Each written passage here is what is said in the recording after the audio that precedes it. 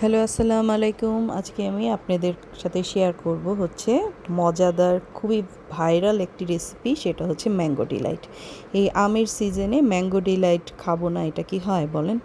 এটা অবশ্যই খাওয়া উচিত সবারই। খুবই মজাদার এবং অল্প কিছু উপকরণ দিয়ে বাসায় বসে আপনারা এই মজাদার রেসিপিটি বানাতে পারবেন। তো চলুন দেখি। আমি প্রথমে নিয়ে নিয়েছি হুইপ ক্রিম। আপনারা যে কোনো ব্র্যান্ডের হুইপ ক্রিম নিয়ে নেবেন। তার মধ্যে আমি দিয়ে দিয়েছি ভ্যানিলা এসেন্স, দিয়ে এটাকে সামান্য বিট করে নেব।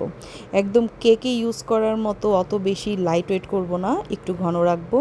তারপরে এর ভেতরে দিয়ে দিচ্ছি হচ্ছে ম্যাঙ্গো পাল্প, মানে আমটাকে আমি ব্লেন্ডারে ব্লেন্ড করে নিয়েছি, তবে সেটা এটার সাথে মিশিয়ে দিলাম। এখন আমি কিছুক্ষণ হুইপ ক্রিমের সাথে বিট করে নিব। তারপরে আমি এখানে একটি রুটির বক্স নিয়ে নিয়েছি আরএফএলের। আপনারা চাইলে যে কোনো ডিশে নিতে পারেন। আমি এটার ভিতরে দিয়ে ঢাকনা দিয়ে ঢেকে রাখতে পারবো, এই কারণে নিয়েছি।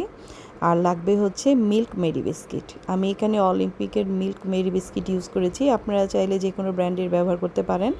এবং বিস্কিটগুলোকে আমি দুধের মধ্যে ডিপ করে নিয়েছি, নিয়ে এইভাবে সুন্দর করে সাজিয়ে দিয়েছি। আর যেখানে যেখানে ফাঁকা ছিল সেখানে আমি দু একটা ভেঙে ভেঙে ফিল করে দিয়েছি আর কি।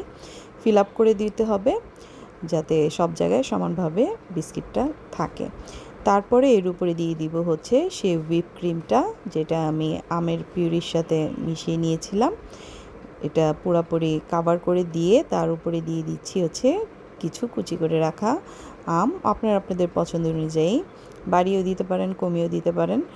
আর আমি তার উপরে আরেক লেয়ার হুইপ ক্রিম দিয়ে এখানে ম্যাঙ্গো পাল্প দিয়ে আমি একটু ডিজাইন করে নিব। আমি এত বেশি ভালো ডিজাইন করতে পারি না, আপনারা যে কোনো ডিজাইন করতে পারেন, কোনো সমস্যা নাই।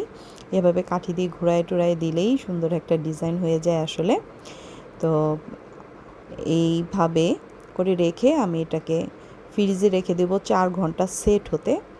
4 ঘন্টা পর আমি এটাকে ফ্রিজ থেকে বের করে পরিবেশন করব। দেখতেও লোভনীয় এবং খেতেও দারুণ মজার হয়। তো চলুন 4 ঘন্টা পর ফিরে আসি। চলে এলাম 4 ঘন্টা পর। দেখেন কি সুন্দরভাবে এটা সেট হয়ে গেছে।